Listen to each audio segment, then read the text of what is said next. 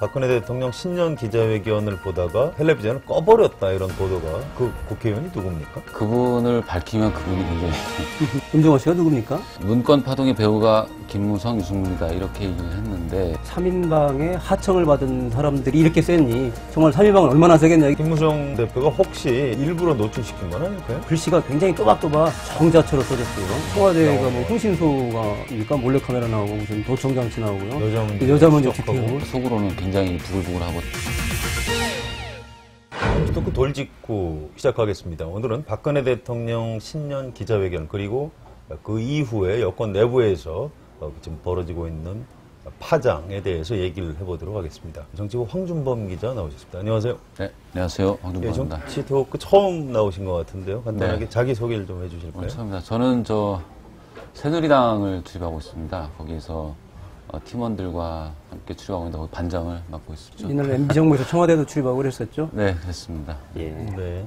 제가 우선 궁금한 게요. 박근혜 대통령 신년 기자회견을 보다가 텔레비전을 꺼버렸다 이런 보도가 나는데 그 국회의원이 누굽니까? 저희 신문에 그 제목으로 이렇게 나가서 아마 인용도 많이 되던데요. 그분을 밝히면 그분이 굉장히 힘들어지실 거고요.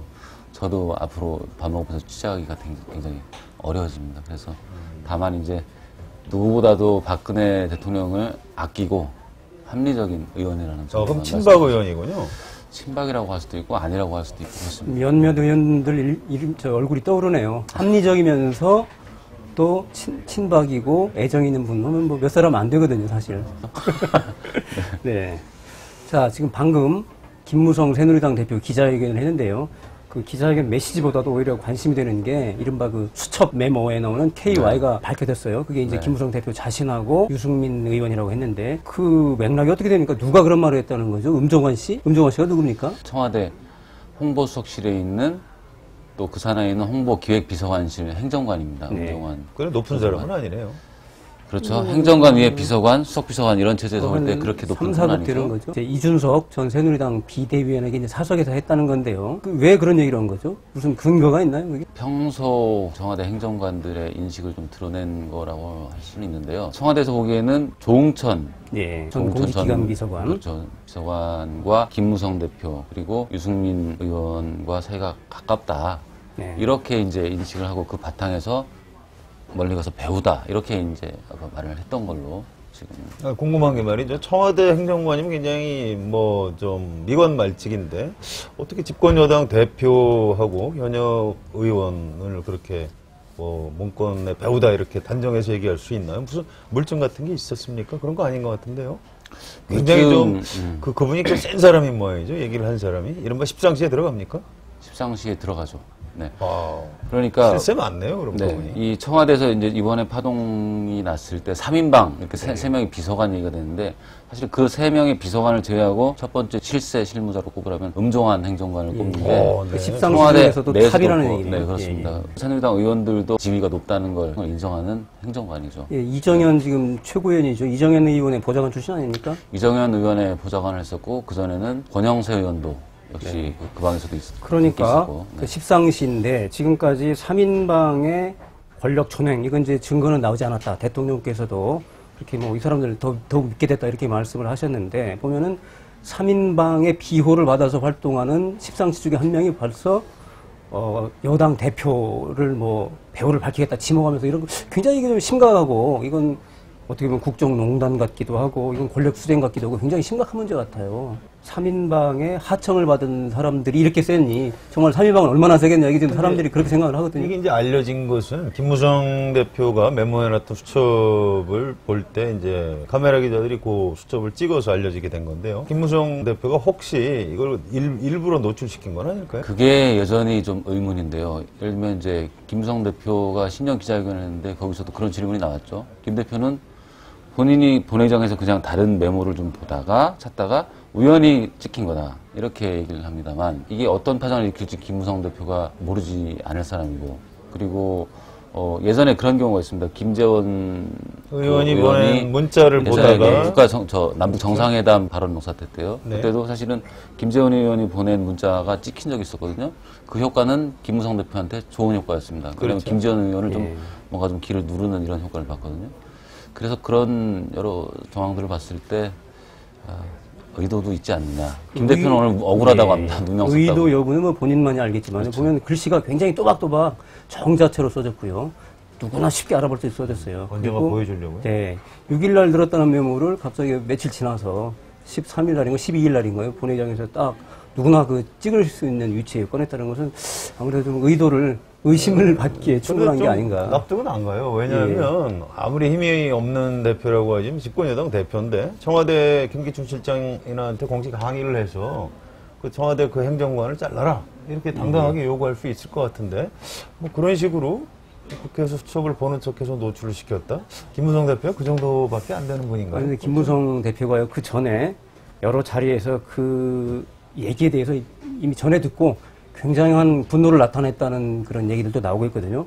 엄종환 행정관의 그 발언에 대해서 굉장히 분개를 하고 노발대발까지 했다. 이런 뭐 그 얘기도 나오고 있습니다. 아무튼 뭐 박근혜 대통령이 신년 기자회견으로 이제 대충 문건 파동을 마무리하려고 했는데 지금 이 사건 때문에 좀 다시 번지게 생겼군요. 그렇죠. 엄종환 청와대 행정관이 이준석 전 새누리당 비대위원에게 이제 방송 출연해서 이 정부를 비판하니까 방송 출연을 못하게 할 수도 있다. 그렇게 경고를 하면서 이제 이준석 씨가 누구누구 이런 여자를 만나고 다니더라.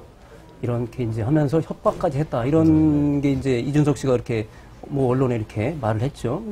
그게 사실입니까? 물론 이제 그런 실제 발언이 있었는지는 좀 더 뭐 확인은 필요하겠습니다만은 본인은 부인을 하더라고요. 그렇죠. 엄종환 행정관 본인은 뭐 그런 얘기 없었다라고는 하는데요.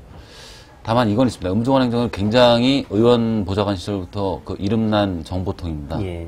그래서 각종 정보를 많이 꿰고 있고, 예를 들면 2004년에 신기남 열린우리당 의장이 아버지가 뭐 저 일제시대 헌병원장이었다 밝혀낸 것도 사실 엄종환 보좌관 뭐 그런 여러 그 정보력이 있는 사람이 있는 보좌관이고요. 그래서 지금도 청와대에서도 아까 뭐 비서관들보다 휘하에 있다라고 하지만 사실은 그 이상으로 보는 게 맞을 정도로 상당한 그 위치가 있는 행정관이라고 볼 수 있습니다. 근데 이제 그 국정의 중요 정보를 청와대가 수집하는 건 좋은 일이죠. 그런데 이제 몰래카메라가 등장하고 여자관계에 뒷캐기를 하고 이렇게 된다라면 정말 이건 공작 정치. 그거는 전혀 다른 문제죠. 구태 정치죠. 예. 네. 약간 뭐 저질 소설에 등장하는 장면들이 그러니까 뭐 청와대가 뭐 흥신소가니까 몰래카메라 나오고 무슨 도청 장치 나오고요. 여자 문제 뒷캐고 큰 틀에서 보면 당청 관계의 권력투쟁 이렇게 볼 수 있거든요. 수첩 파문이 없었다면 어떻게 보면 박근혜 대통령 그리고 김무성 대표 두 분 다 나란히 이제 기자회견을 해서 서로 잘해보자. 예. 해서 어떻게든 좀 겉으로는 최소한 덮고 가는 분위기가 형성될 조짐도 있었는데 네. 이게 터졌단 말이죠. 그래서 사실은 속으로는 굉장히 부글부글하고 굉장히 다시 이게 재현될 가능성이 높은 상황이죠. 대통령 기자회견 얘기를 좀 넘어갈까요? 인적 쇄신에 대해서는 이제 조금 유보적인 입장을 표명하셨는데 이후로 여당 내에서 후폭풍이 더 거센 것 같아요. 어떻습니까? 지금 친박들도 좀 비판하지 않습니까? 그렇습니다. 이게 박근혜 대통령 기자회견이 월요일 날 있었는데요. 예. 당일 그리고 화요일, 수요일 갈수록 오히려 당내 분위기가 안 좋아지고 있습니다. 나빠지게. 오히려. 네. 친박 의원들은 첫날에는 뭐 당연히 박 대통령 잘했고 그 경제 살리기 뜻을 잘 알겠다 이렇게 이제 공식적으로 말들을 했었는데 이튿날 되니까 또 여론을 봤거든요. 또 모든 언론과 이런 거 보니까 분위기가 안 좋다는 거 아니까 굉장히 걱정을 하고 예. 네. 또 반대로 친이계에서는 공개적인 또 불만을 더 많이 강도를 높이고 있고 그런 상황입니다. 그 대통령 기자회견에 대해서는 여론 통일이 이루어졌다. 어느 한겨레 사설에서 그렇게 썼던데요. 여론 통일이 이루어졌다. 그러니까 여야 그다음에 친이 친박 진보 보수 할 것 없이 이게 굉장히 비판적이다 이런 거죠. 보수 언론 사설에서도 굉장히 강하게 비판했더군요. 한겨레 신문은 좀 오히려 약하게 쓴 것 같고요. 그렇죠. 조선일보하고 동아일보인가요? 사설도 크게 써서 박근혜 대통령 기자회견이 잘못됐다는 취지로 보도를 했더군요. 새누리당의 한 그 참모가 그런 얘기를 하던데요. 박근혜 대통령의 고향 아닙니까? 정치적 고향 대구. 대구죠. 거기에 있는 대구의 조선일보라고 꼽히는 대구 매일신문이 있는데 예.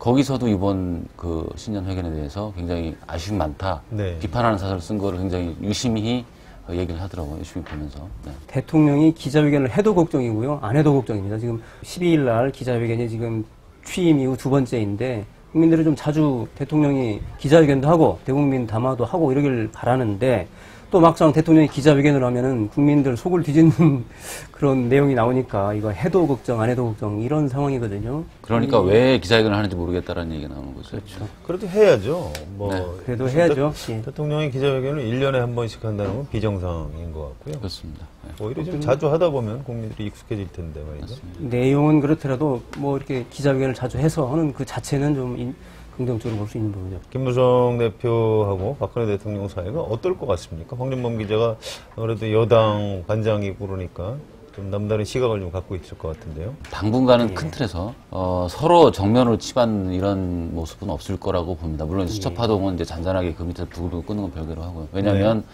박근혜 대통령 3년 차에서 올해 일을 하지 않으면 못 합니다. 그래서 굉장히 절박해서 당의 협력이 필요하고 김무성 대표도 그걸 청와대가 잘 돼야 그 당도 잘 된다는 걸 알고 있기 때문에 적극 대통령을 뒷받침해야 된다는 소신이 강하거든요. 근데 갈등 요인도 좀 있는 거 아닌가요? 이를테면 네. 내년 총선 앞두고 이제 공천을 어떤 방식으로 하느냐. 네. 김무성 대표는 장애학식 공천을 하겠다고 하고요.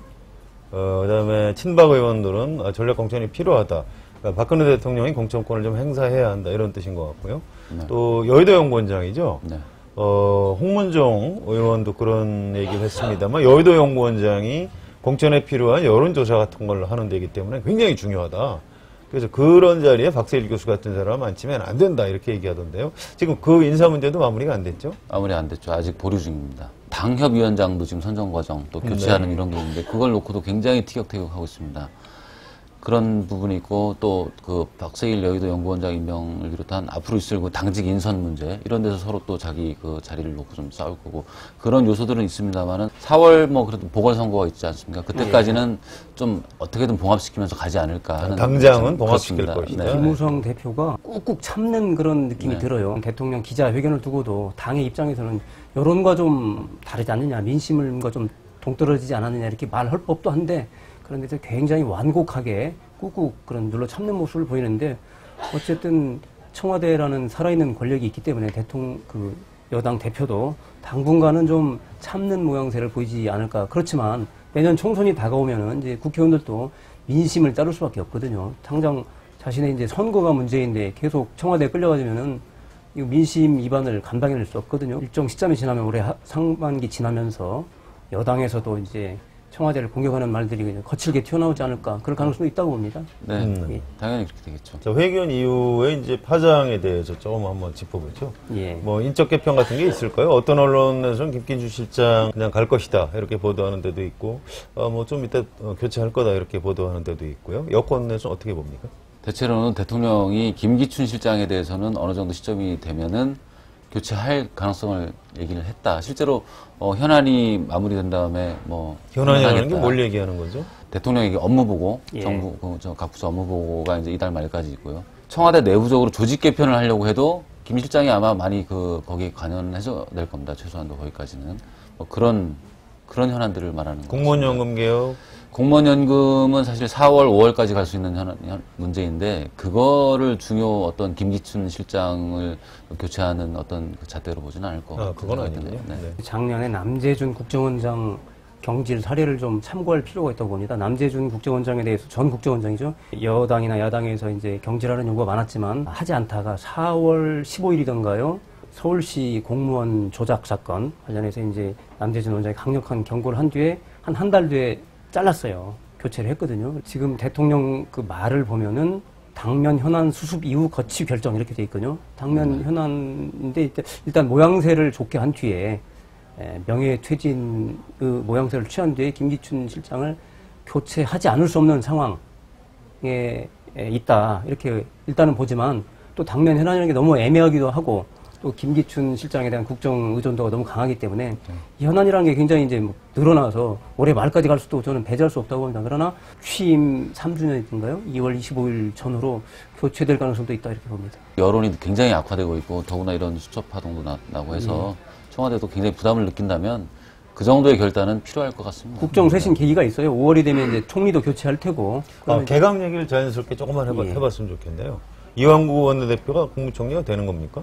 당분간은 어려울 것 같습니다. 대통령이 회견에서 개각 질문에 대해서 해양수산부, 지금 공석이 된 해양수산부 장관 등 꼭 필요한 데 중심으로 검토해 나가겠다 이렇게 얘기했거든요. 이건 사실 정홍원 총리는 당분간 유임한다는 뜻으로 얘기인가요? 보는 게 맞을 것 같고요. 이완구 원내대표도 열심히 원내대표 임기가 5월 초까지인데 거기에 주력하는 모습을 좀 보이고 있습니다. 이완구 대표 네. 본인 표정은 어떻습니까, 요즘? 좀 초탈한 표정이죠. 그런 말이 있었죠. 여의도 총리는 돼 있는 겁니다, 지금. 세종시 총리까지 이제 점핑을 바로 하면 좋은데, 이번 이제 회견을 계기로 잠깐 그거는 주춤한 거 아닌가 싶습니다. 대통령의 신년 기자회견에 대한 여론이 굉장히 이제 싸늘한데요. 3년차 들어서 대통령의 레임덕이 조기 가시화할 가능성 없습니까? 지금 현재 지지율로만 보면 말이죠. 대통령이 40%대를 유지를 하다가 정윤회 파문 때 그게 깨졌다가 다시 또 회복을 하고 있거든요. 예. 40% 초반은 한동안은 또 유지할 수 있다고 봅니다. 하지만 여당이 지금 내부가 갈라지는 현상이 이제 자꾸 벌어지고 있고 내년 총선은 다가오고 있고 말씀하신 대로 국민들은 대통령이 뭐라고 말해도 이제 잘 안 들으려고 하고 이런 현상이 이제 갈수록 좀 심화하다 보면은 올해 안에 뭐 진짜로 레임덕 얘기가 공개적으로 나올 수도 있다고 봅니다. 근데 지금 대통령의 지지도가 회복세 국면에 있었는데 대통령의 기자회견이 오히려 그걸 찬물을 끼얹을 가능성이 있어요. 아직 지금 그 그렇죠. 이후에 여론조사는 안 나왔지만 지지율이 또 곤두박질 친다. 그럼 대통령은 이제 상당히 다급하게 되는 거죠. 그게 바로 레임덕으로 앞당겨질 가능성도 있는 거죠. 네, 오늘은 박근혜 대통령의 신년 기자회견 또 그 이후에 여권 내부에서 주로 벌어지는 파장과 후폭풍에 대해서 얘기를 해봤습니다. 올 한 해 박근혜 대통령과 집권 여당 사이에 긴장이 오히려 높아가고 파열음이 일면서 국민들은 답답해지는 그런 장면이 벌어질 가능성이 좀 있는 것 같아서 안타깝다 이런 생각이 듭니다. 자, 황윤범 기자, 김 기자 수고하셨습니다. 네.